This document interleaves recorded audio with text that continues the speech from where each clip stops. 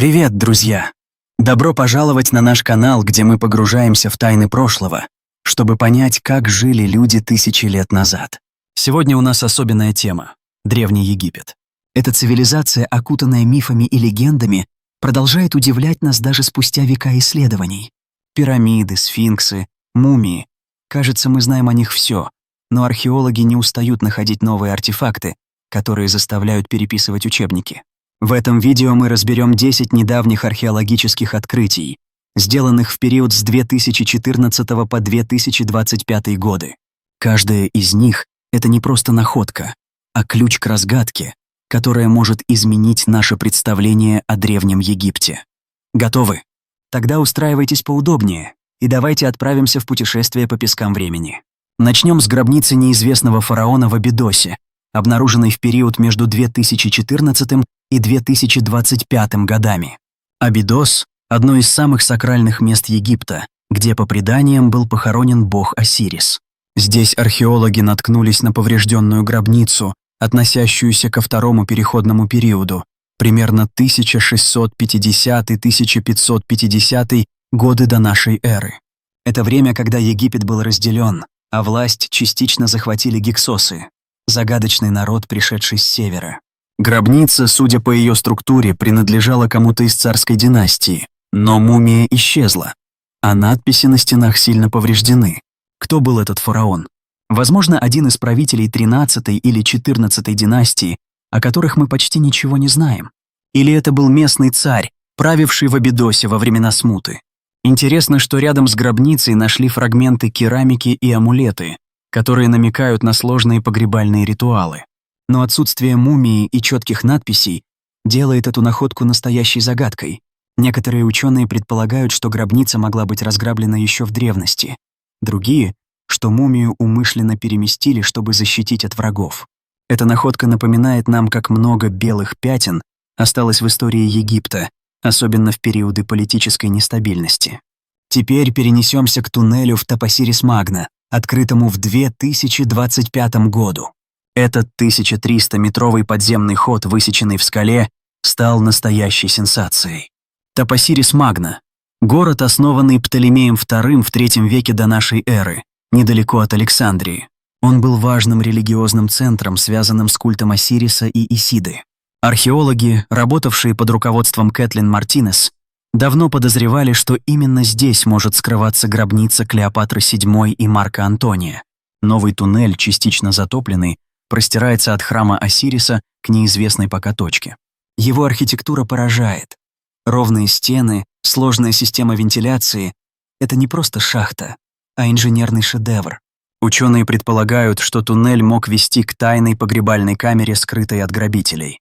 Интересно, что рядом нашли монеты с изображением Клеопатры и мраморную статую, возможно, ее портрет. Но вот вопрос. Если это действительно гробница Клеопатры, почему она так тщательно спрятана? Может, Клеопатра хотела, чтобы ее захоронение осталось тайной, чтобы избежать посмертного поругания? Или это часть ритуального комплекса, связанного с культом Исиды? Пока раскопки продолжаются, и каждый новый артефакт добавляет больше вопросов, чем ответов. Это находка, как детектив, где главный подозреваемый все еще на свободе. Далее. Гробница Тутмоса II, обнаруженная между 2022 и 2025 годами близ Долины Царей. Это первое захоронение фараона, найденное в этом районе с момента открытия гробницы Тутанхамона в 1922 году. Тутмос. Второй, правивший около 1492-1479 годов до нашей эры, был фараоном 18-й династии, мужем царицы Хатшепсут. Его гробница, вырубленная в скале, сохранила следы роскошного убранства, цветные фрески и иероглифы, изображающие сцены из книги мертвых. Но вот парадокс — мумия фараона отсутствует. Ученые считают, что гробница могла быть затоплена во время редких, но мощных наводнений в Долине Царей, что разрушило часть содержимого.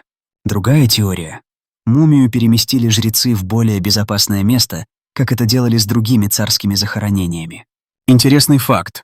Рядом с гробницей нашли остатки деревянных колесниц и оружия, что намекает на военный статус Тутмоса II. Но почему его гробница так долго оставалась незамеченной? Возможно, она была намеренно скрыта, чтобы избежать разграбления. Эта находка заставляет задуматься, сколько еще царских гробниц скрыто в песках долины царей? И что они могут рассказать о династических интригах нового царства?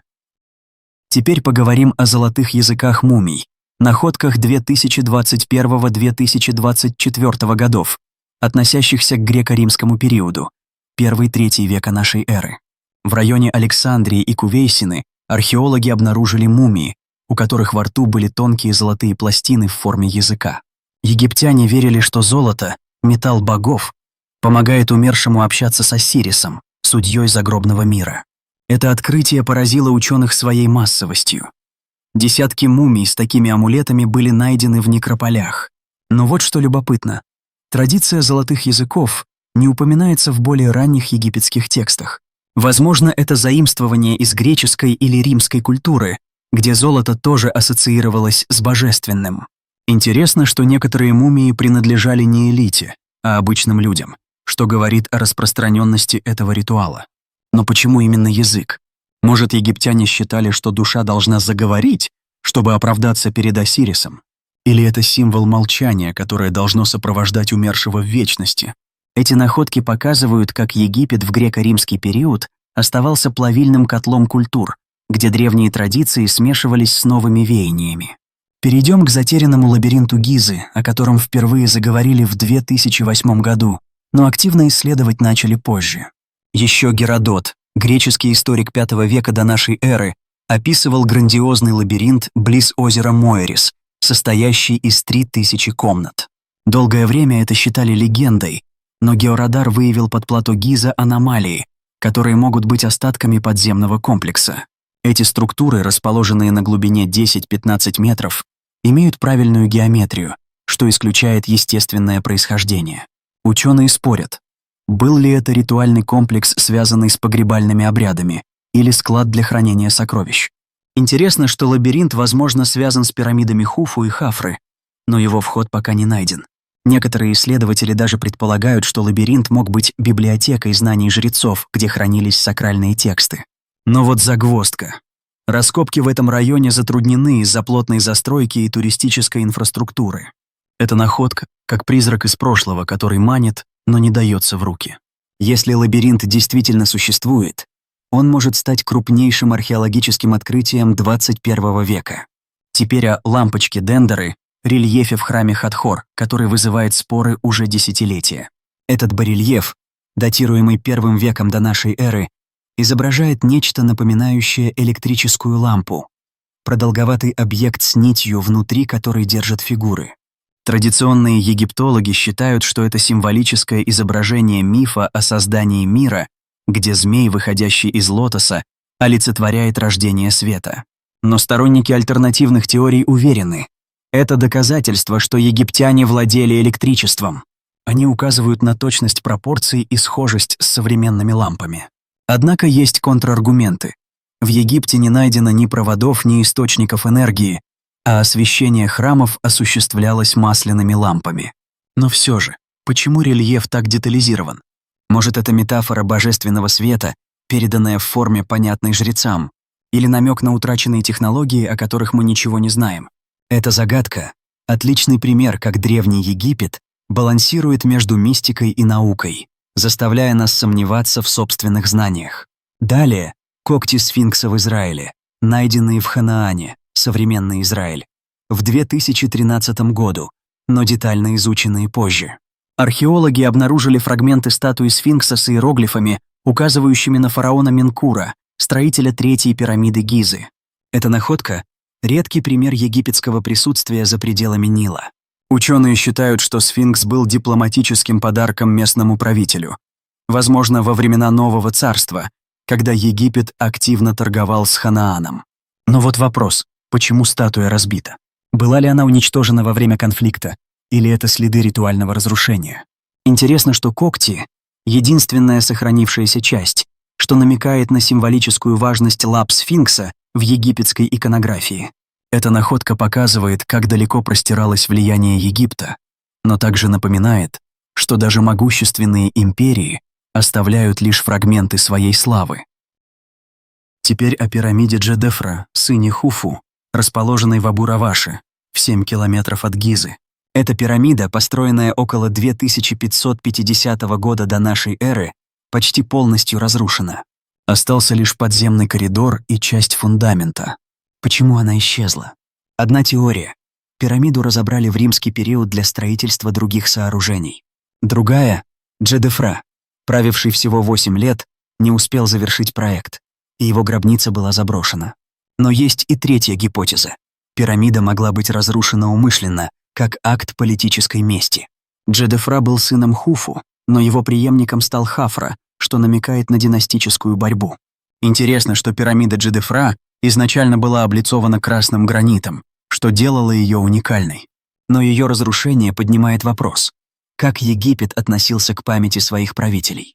Это загадка. Напоминание, что даже великие памятники могут исчезнуть, если их не беречь. Следующая находка — туннель в пирамиде Хуфу, обнаруженный в 2023 году с помощью технологии муонного сканирования. Этот 9-метровый коридор, расположенный над главным входом, стал сенсацией. Его назначение неизвестно. Это может быть разгрузочная камера для распределения веса пирамиды или тайный ход к еще не найденной погребальной комнате. Ученые, включая Захи Хавасса, предполагают, что за туннелем скрывается нечто важное, возможно, усыпальница Хуфу, которая до сих пор не обнаружена. Интересно, что туннель был герметичен 4500 лет, что говорит о гениальности египетских архитекторов. Но почему его спрятали? Может, это часть ритуального пути, который должен был пройти фараон в загробной жизни? Или защита от грабителей? Эта находка доказывает, что даже Великая пирамида, изученная вдоль и поперек, хранит секреты, которые мы только начинаем понимать. И, наконец, затерянная каменоломня, раскопки которой в 2010-х и 2020-х годах показали, как египтяне транспортировали гигантские блоки для пирамид. В Хатнубе, близ Асуана, археологи нашли следы системы рамп и саней, позволявших перевозить камни весом до 2,5 тонн через пустыню. Но вот загадка. Как они поднимали блоки на высоту 140 метров, как в случае с пирамидой Хуфу? Одна теория. Использовались спиральные рампы вокруг пирамиды. Другая — внутренние туннели, по которым камни затаскивали наверх. Интересно, что в каменоломне нашли инструменты из меди и следы рабочих лагерей, что говорит о колоссальной организации труда. Но до конца методы строительства остаются неясными. Это открытие напоминает нам, что инженерный гений египтян был не менее впечатляющим, чем их архитектура. Итак, что объединяет эти 10 открытий? Они показывают, как древний Египет, несмотря на тысячелетия исследований, остается терра инкогнита. Каждое новое захоронение, туннель или артефакт — это не просто находка, а вызов нашему пониманию прошлого. Мы видим, как египтяне сочетали глубокую духовность с инженерной точностью, как их культура эволюционировала под влиянием других народов и как их наследие продолжает вдохновлять нас. Но главное, эти открытия напоминают, что история не статична. Она живая, и каждый новый раскоп меняет ее контуры. Что вы думаете об этих находках? Какая из них вас заинтриговала больше всего? Пишите в комментариях, делитесь своими теориями и не забудьте поставить лайк, если хотите больше таких глубоких погружений в историю. Подписывайтесь на канал и до встречи в следующем видео, где мы раскроем еще больше тайн прошлого. Пока, друзья, и пусть дух Осириса ведет вас в новых открытиях.